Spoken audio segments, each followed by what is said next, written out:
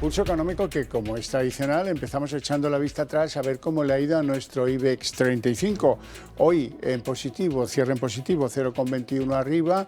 El índice general pues se queda en 9.455,4. Algunos valores han aprovechado la sesión y avanzan. Grifols el que más, 4,49 arriba. AENA en segundo lugar, 1,73 arriba. Y Banco Sabadell, 1,48 arriba. En el lado de los que hoy han tenido peor ejecutoria, la que peor, Inmobiliaria Colonial, 2,91 abajo. En segundo lugar, Solaria, que se deja 2,31 en la sesión. Y Acciona en tercer lugar, 1,64. Bueno, y a continuación les vamos a adelantar algunos de los temas que seguro más les pueda interesar del debate económico que mantenemos aquí, que convocamos aquí para ustedes, para que no se pierdan un detalle de lo que pasa en la economía. Bueno, y en nuestro debate económico hoy pues tenemos que pasar por ese dato de inflación. La inflación se confirma en 3 décimas en agosto, queda en el 2,6 por las gasolinas y parece que se modera, pero no mucho, el asunto de los alimentos. El asunto de los alimentos se queda en un aumento anual del 10,5%. Algunos productos de la cesta de la compra parece que empiezan a estabilizarse, pero no todos. Hay aumentos espectaculares en el azúcar, en el aceite y en tantos y tantos otros. Bien, y en segundo lugar tenemos que hablar de la subasta del Tesoro, porque las letras a 9 meses son ahora la deuda más rentable con un interés del 3,74% y da la sensación de que empieza a decaer el interés por las subastas que promueve el Tesoro. Les presento ya a nuestros invitados en esta mesa de análisis económico.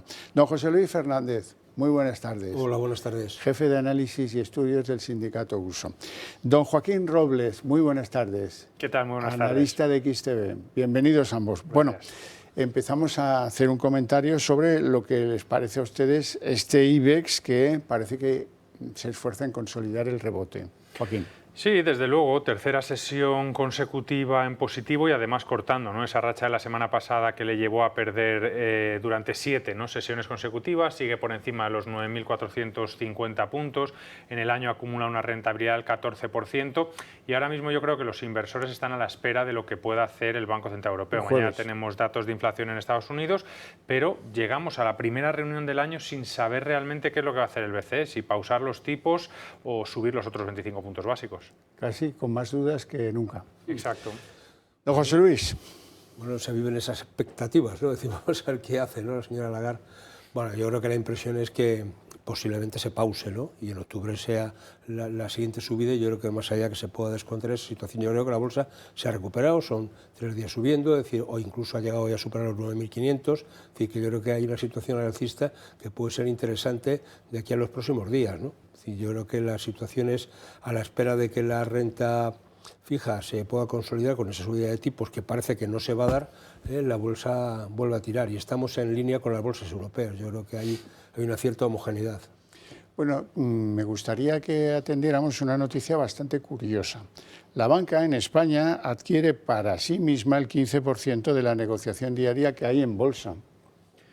Sí, esto realmente se debe a los programas, ¿no?, de recompra de acciones que ha ido anunciando durante los últimos trimestres. Lo que hay que tener en cuenta es que desde que empezaron las subidas de tipos, la banca ha incrementado fuertemente sus beneficios. Al final teníamos que estar operando con un escenario de tipos cero, por lo que los márgenes de intermediación eran muy pequeños. Ahora que han subido los tipos de interés del 0 al 4,25 prácticamente en año y medio, pues obviamente ha ensanchado esos márgenes de intereses. Más todavía si cabe porque la banca española es la que menos está remunerando los depósitos. Entonces, si cobra más por los créditos, pero está pagando casi lo mismo por los depósitos, pues todavía está ganando más. Esto ha llevado a muchas entidades el año pasado a presentar los mejores resultados en su historia y con esos beneficios, ante la dificultad de crecer de manera orgánica o inorgánica, ¿no?, el salir fuera a comprar a otras entidades, pues lo que haces es tratar de fortalecer tus balances, de aumentar el dividendo y de hacer estos programas de recompra de acciones que también estás dando valor al accionista. Compras acciones, las sacas del mercado, por lo que los ratios, ¿no?, son mucho más fuertes porque lo divides entre menos acciones y el accionista pues tiene un mayor valor, ¿no? También ayuda a la cotización.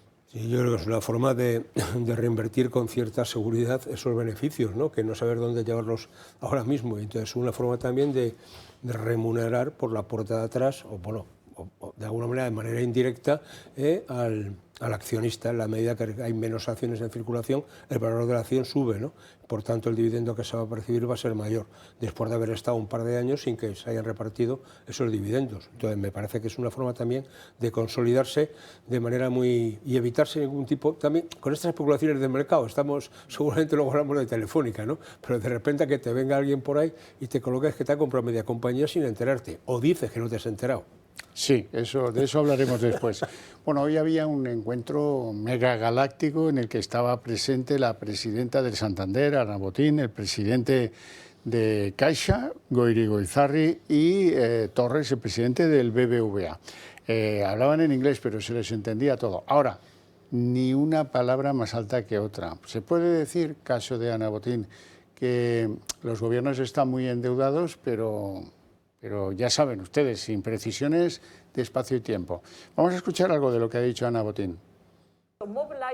Los gobiernos tienen mucha deuda, solo hay que mirar los números. Si no movilizamos el capital privado, no vamos a conseguirlo. Y no estamos haciendo suficiente. Y los países en desarrollo están muy olvidados porque obviamente esto empieza desde atrás. Así que primero necesitamos crecimiento y luego podrá haber crecimiento verde. Si hacemos los dos a la vez, necesitamos a las instituciones multilaterales y hay una reforma enorme que aún no ha ocurrido. Interesante punto de vista. Si no hay crecimiento, no va a haber crecimiento verde. Hace falta que lo diga una banquera influyente. Desde luego, yo creo que el problema del endeudamiento de los países es ya estructural. Los bancos centrales abrieron la veda hace más de una década con la crisis de 2008, aplicando esos estímulos sin precedentes, y lo que hemos hecho durante los siguientes 15 años es continuar con ellos, y se aplicaron de una manera muchísimo mayor también durante la pandemia. Hemos pasado en la última década, los últimos 15 años, de endeudamientos del 40-60% al 100-120%, y no es solo el caso de las principales potencias europeas. También tenemos a Estados Unidos, a Japón, a otras de las principales potencias, y la sensación que tiene uno ahora mismo es que va a ser muy difícil de frenar, porque si en los años de crecimiento económico sigues teniendo un déficit presupuestario que te conlleva emitir más deuda, ¿cuándo vas a amortizar esa deuda o a reducirla? Y cuando los bancos centrales tienen más del 50% de tu deuda, al final siempre vas a tener ese respaldo que te haga mantener una alta calificación crediticia. José Luis. Bueno, yo creo que solo le ha faltado hablar de que qué papel o no juega en todo esto el Banco Central Europeo, por ejemplo, si hablamos de la deuda de los países de la zona euro, o en concreto de la española, ¿no? Es que, vamos a ver, yo creo que en la situación de 2008, la crisis aquella, donde hubo un gran endeudamiento porque había una falta de liquidez y se generó de alguna manera una burbuja, precisamente para atender a las necesidades más imperiosas, ha sido muy distinto a esta última crisis relacionada con el COVID, donde se ha abierto barra libre prácticamente y ahora hay que frenar. ¿En qué medida frenas? Cuando tú no estás generando ingresos precisamente para amortizar parte o dejar de emitir esa deuda, porque es que no tienes con qué vivir. Digo, porque es que esa es una auténtica necesidad.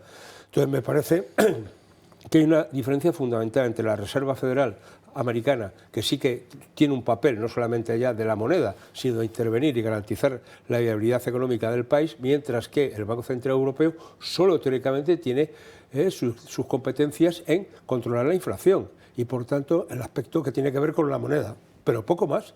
No tiene que ver con las grandes políticas económicas, con lo cual, si el Banco Central Europeo lo que va a hacer es ahora mismo reducir, es decir, constreñir, porque va a seguir subiendo tipos, pues podemos encontrar en que la eurozona, como se está anunciando, podemos entrar en una zona de prácticamente estancamiento o crecimiento cero, con una deuda que, a ver, cómo se paga, ¿no? Sobre todo lo inmediato que es pagar el interés de la deuda.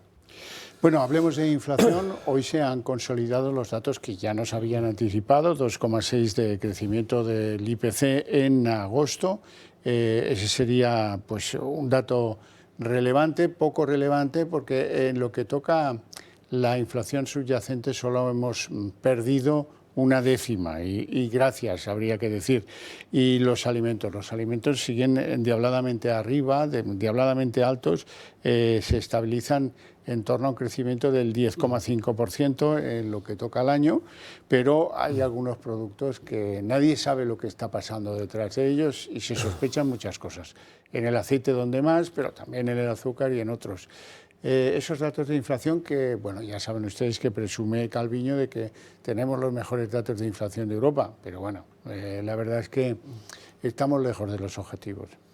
Sí, obviamente los datos son buenos y más si se compara con la media europea, que ahora mismo está en el 5,3%, Alemania sigue por encima del 6%. Durante estos últimos meses ha habido muchos factores que han podido propiciar precisamente esa desaceleración de la inflación en España por encima de la europea, como que a lo mejor, bueno, pues al principio ese cálculo de la factura energética que era desproporcionado hizo que la inflación fuera mucho más alta en España que en Europa, luego al moderarse se moderó a una mayor velocidad, luego la menor dependencia de la energía de Rusia por nuestra posición geográfica, luego también la presión salarial. Es verdad que estamos en mínimos de desempleo desde 2008, pero la presión salarial es mucho menor que la media europea, entonces eso hace que, aunque haya mucho empleo, la gente siga teniendo dificultades para mantener los gastos que tenía el año pasado. Esto ha ayudado, pero cuidado, que puede haber repuntes, porque el gobierno se ha gastado 47.000 millones en ayudas para mitigar los efectos de la inflación desde 2021 y poco a poco van a ir desapareciendo, los combustibles están volviendo a repuntar, por lo que no nos extrañaría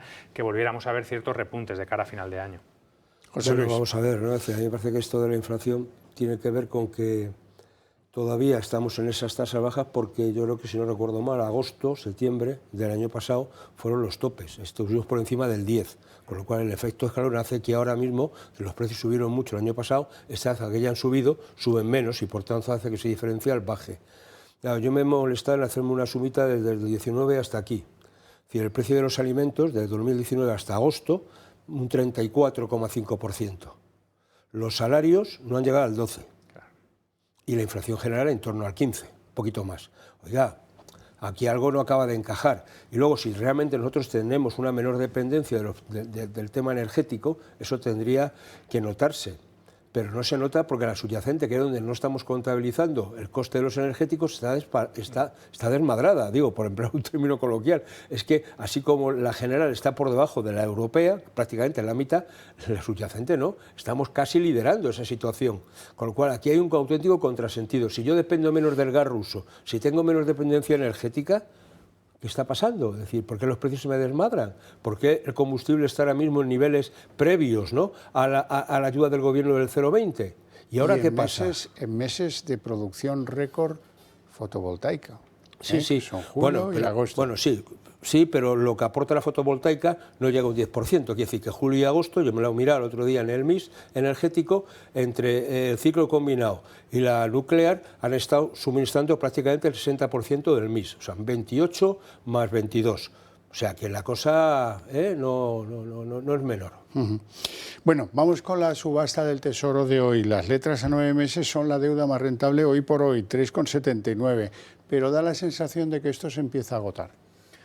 Bueno, es verdad que estamos empezando a ver cómo los intereses cada vez son menores, porque es verdad que también los mercados están empezando a valorar la posibilidad de que el Banco Central Europeo frene las subidas. Eso no quiere decir que los tipos no vayan a permanecer altos, ¿no?, durante un tiempo prolongado. Y respecto a la demanda quizá de los minoristas, no es tanto que ya no esté siendo así, sino que los fondos de los minoristas también se acaban, ¿no? Yo creo que los inversores minoristas que querían comprar letras ya lo han hecho, entonces va a haber que ir esperando a vencimientos, y la otra parte sigue inmóvil, que es de lo que se está aprovechando la banca, ¿no?, que hay cerca de 1 billón de ahorros, ¿no?, de los españoles que están en depósitos a la vista y que, independientemente de que estén subiendo los depósitos o no, no están actuando. Sí, realmente decir esto es curioso, es decir que, hombre, en la medida que los tipos de interés van a seguir subiendo, decía, tienes una cierta rentabilidad garantizada, ¿no? Lo que pasa es que si se están frenando, ya hemos visto cómo el Euribor mes pasado ya descendió por primera vez o dejó de crecer, que es un indicador claro, ¿no?, es decir, de cómo van a evolucionar los tipos. Bueno, pues la gente se lo puede plantear cómo diversifico o no. Yo estoy muy de acuerdo con que la gente llevó una parte de los ahorros que había tenido durante la pandemia, que había conseguido a un valor seguro, que era la inversión en bonos o letras del Tesoro, y que la gente ya no tiene más ahorro, es decir, porque hay una parte del ahorro que se está consumiendo en el día a día, ¿no?, en llegar a fin de mes, en poder hacer la compra, en atender los gastos de primera necesidad. Y por tanto yo creo que hay un compás de espera. No olvidemos que cuando la señora que veíamos antes, la gran banquera del Santander, habla de la gran deuda de los países, se le olvida decir que buena parte de esa deuda la tiene ella, ¿no? Ese es el asunto al que yo me refería. Bueno, por cierto, Morgan Stanley es el caballo de Troya que utilizaron los de Saudi Telecom para hacerse con un 4,9 y un adicional 5% con activos financieros de la Telefónica Española. Hoy hemos sabido que el caballo de Troya ha comunicado que en realidad tiene un 12,17, que incluye la participación de los saudíes y algo que compraron y que no han podido, con arreglo a las legislaciones, ponerlo a título de los saudíes. La duda, antes la comentaba usted, la duda es, y de esto no se dan cuenta en la comisión, y de esto no se dan cuenta en Telefónica, y de esto, no sé. En cualquier caso, el valor se proyecta y se encamina a máximos para lo que es Telefónica, 3,9 € o por ahí. Bueno, cerquita de los 4 euros por acción, sube desde que anunciaron esta compra un 6,6%, es verdad que está lejos, ¿no?, de los máximos anuales del año pasado, muy cerquita de los 5 euros por acción, pero vamos a ver en qué queda esta compra, si finalmente la aprueba el Gobierno y también cómo reacciona el mercado durante el mes de noviembre al nuevo plan estratégico. Y luego, respecto a este tipo de operaciones, es verdad que es una compañía muy grande, porque el 10% son 2.100 millones de euros y que se ha hecho durante un tiempo prolongado, que llama la atención que no haya habido filtraciones, pero bueno, que este tipo de operaciones sí que se contratan, ¿no?, habitualmente en el sector financiero y cada vez sabemos que también hay una mayor sofisticación, ¿no?, en este tipo de operaciones. Filtraciones y la simple observación, porque el 12% de Telefónica pues son algo cercano a las 700 y pico mil acciones de un euro, ¿no? Sí, o sea que eso se ve, no tiene movimiento en julio y agosto Telefónica como para que no cante eso. Que hay que informar a la Comisión Nacional del Mercado de Valores, hay que informar de este tipo de movimientos accionariales prácticamente al día, ¿no? Es decir, que este tipo en tiempo real, prácticamente para que no haya una cuestión de transparencia. A mí me parece muy raro, ¿no? Es decir, sobre todo, porque, vamos a ver, yo creo que ese 9,9 que se han quedado por debajo del 10 teóricamente, pero es que como es una empresa estratégica, hay un 5% que hay que pedir autorización.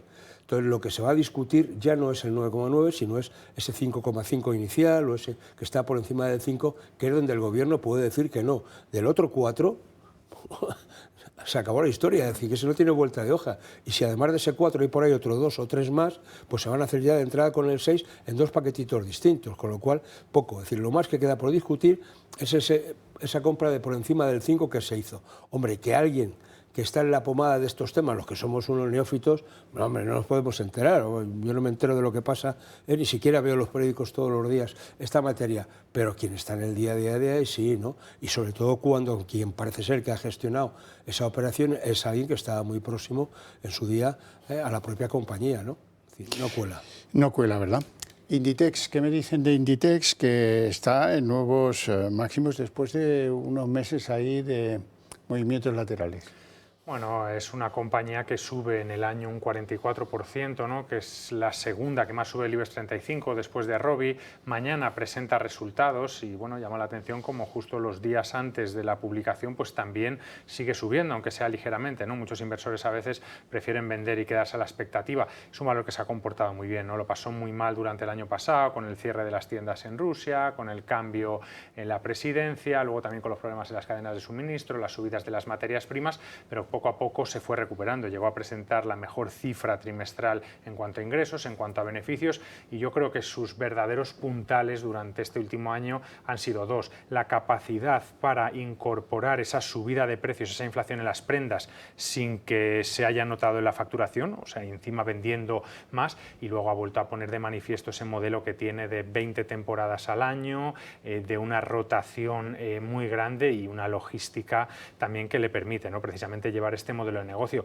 Y esto tiene todavía más mérito si lo comparamos con su competencia, que está sufriendo muchísimo. Así que bueno, yo creo que es un valor a tener en cuenta, pero claro que el rendimiento al alza cada vez va a ser más limitado, está ya muy cerquita de máximos históricos. Bueno, yo creo que es un modelo de negocio que está muy bien gestionado, es decir, que es que a diferencia, si tiene su propio aparato logístico que distribuye a todas las tiendas del grupo, es decir, con unos stocks realmente muy limitados, es decir, con una gran rotación en las prendas, con una política de ventas por internet bestial y por tanto, es decir, ya no es tanto lo que vende en la tienda física, sino todo lo que vende y toda esa facilidad que tienes después para devolver, ¿no? Es decir, que me parece que sí que ha sido la pandemia le ha venido muy bien para modificar y adaptarse a un nuevo tipo de venta, es decir, digamos, del clásico de la venta del vis a vis en el comercio, ¿no? Y eso me parece que es lo que le ha hecho despuntar, más allá después, que, por no hablar del negocio inmobiliario que le acompaña, pero que no tiene nada que ver con el textil, pero desde luego, buen ojo sí que tienen, Bueno, dejar constancia, porque todo el mundo lo conoce, de que los fondos KKR e Invest Industrial van a poner en venta PortAventura, parece que con la asesoría de JP Morgan. No es muy buen momento para esto, ¿eh? Bueno, por lo menos han esperado, ¿no?, a que vuelva a dar beneficios. Este tipo de parques temáticos sufrieron mucho durante la pandemia. De hecho, me parece que llegaron a perder alrededor de 50, 60 millones, ¿no?, durante la peor época. Ahora este año vuelven a beneficio, 8 millones, muy lejos, ¿no?, de los 50 y algo, ¿no?, que tenían en 2019 antes de la pandemia. Y bueno, este fondo al final, si lo analizas, tiene decenas, ¿no?, de empresas en las que invierte, entonces bueno, quizá estará haciendo un giro estratégico o pensará que es un buen momento, ¿no?, después de haber estado aguantando tantas pérdidas, de sacarla al mercado. Bueno, yo creo que no sé si esto es una operación más del saldo, de cosas nuestras que son buenas y que están en saldo, porque en su día la han pasado muy mal después del fruto de la pandemia, es decir, a partir de ahí baja su valor y puede ser un buen momento para que llegue un inversor y sea con el negocio, ¿no? Es decir, porque al final, hombre, el parque temático sigue dando juego cuando hay buen tiempo, cuando la gente mueve, cuando la gente viaja. Cuando no te puedes mover, estás muerto, ¿no? Es decir, porque no tiene ninguna actividad. A partir de ello, creo que estamos asistiendo, o podemos asistir todavía, a que algunas empresas de esta naturaleza en España, que la han pasado mal, están en saldo, y que vengan inversores a llevárselo a un precio más que asequible, ¿no? Bueno, para terminar, quiero que hablemos de la reunión del Banco Central Europeo del jueves, si va a haber parón o si van a continuar las subidas de tipos, con una antesala. La antesala es que los inversores alemanes, hay un índice que regula su confianza sobre cómo marchan las cosas y, hombre, han mejorado, pero no salen de la catástrofe. Estaban en el menos 12,4 de este índice de confianza del inversor y han pasado al menos 11,3, que es una mejora pírrica, diría yo. Exactamente, y este índice mide, como bien decías, ¿no?, la confianza de los inversores institucionales, la confianza empresarial, y es un dato negativo, que ha sido mejor de lo esperado, pero que sigue mostrando pesimismo de cara a los próximos meses en la economía alemana. Yo creo que está muy condicionada por esa gran exposición a las manufacturas, por la situación en China, luego también por la caída, ¿no?, de demanda desde hace ya varios meses y por factores también particulares, como que sigue teniendo dificultad para contratar a gente, como que los tipos de interés continúan subiendo, y todo esto pues le está afectando. Y luego, respecto al Banco Central Europeo, la verdad que es complicada la decisión, ¿no?, porque ves los datos y el discurso que han mantenido durante todo el año y dices, hay que subir otros 25 puntos básicos, la inflación está en el 5,3%, es tu principal prioridad la estabilidad de los precios, todavía estás lejos del objetivo. Además, has estado diciendo que no vas a modificar el objetivo, que tienes un compromiso serio, que vas a hacer lo que haga falta, aunque sea doloroso, y ahora te planteas pausarlo, como lo va a hacer la Reserva Federal, que está en una situación distinta a la tuya. Los tipos están en el 5,5 y la inflación en el 3,2. Pero ¿qué pasa? Que estás viendo un desplome en el crédito, que Alemania se va al tercer trimestre consecutivo en negativo y tienes algo de miedo de que la economía se te desmorone. Y lo que yo creo que están confiando en el Banco Central Europeo es decir, vamos a mantener los tipos altos porque la contracción económica también destruye inflación por sí misma, ¿no?, frena la demanda. Pero te puede salir muy caro en el caso de que haya repuntes a final de año y tengas que volver a actuar, porque ahí las subidas ya sí que van a ser dolorosas. Al final haremos como lo de Pedro Sánchez con la Fiscalía, pero ¿quién manda en el Banco Central Europeo? Dice Alemania, ¿no? Pues eso. Pues eso. José Luis. Pues eso, nada, yo creo que se va a esperar el Banco Central Europeo a que acaba de consolidar qué pasa en el tercer trimestre del año y por tanto no va a hacer nada hasta octubre. Es decir, porque vamos a ver si en el tercer trimestre del año hay una contracción o no, que es lo que todo el mundo se está esperando. La zona euro va a entrar en contracción, si no en recesión técnica, o algún país va a estar rozándolo. Alemania está prácticamente en crecimiento cero. Bueno, mejor de lo esperado, porque se esperaba que entrase en recesión, es decir, pero bueno, esto no funciona, ¿no? Por tanto, me parece que la situación es de... En octubre hablaremos de lo que haga el Banco Central, es decir, yo no va a hacer nada, precisamente porque no quiere ahogar más o no quiere restar liquidez a un posible crecimiento o una posible inyección que le vendría muy bien a los alemanes. Ojo, que si Alemania no tira, hay más de un país que sufre, y esto lo estamos viendo, por ejemplo, Italia, porque buena parte de las exportaciones de Italia allí se van allí. Sí, bueno, o sea que usted está por el wait and see, esperar y ver qué pasa en octubre, Y usted está porque que sí, que van a subir algo. No, yo no creo que suban porque al final cuando el mercado lo descuenta tan fuerte normalmente tiene razón, pero tampoco nos debería sorprender que haya aumentos o que a lo mejor en vez de acabar el año con una subida más los veamos en octubre y diciembre. Es posible. No tenemos tiempo para más, lo dejamos aquí. La solución el jueves a este dilema facilísimo. Para ustedes tengo sorpresa. Para agradecerles que sigan el programa. Y es que a la vuelta de publicidad arrancamos aquí la redacción abierta con todo lo que trae la política.